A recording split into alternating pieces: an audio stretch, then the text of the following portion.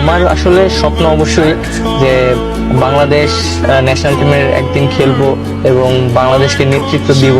এটা আসলে আমার অনেক বড় একটা স্বপ্ন।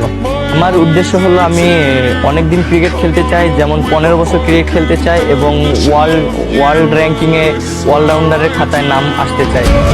তিনি গ্রিক দেবতা নন রোমান কোন gladiator.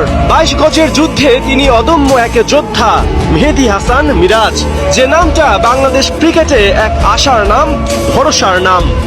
A superstar of the present and the future. We got the chance to catch up with Mehdi Hassan Miraz. আইসিসির বর্ষসেরা ওয়ানডে দলে মেহেদী হাসান মিরাজ।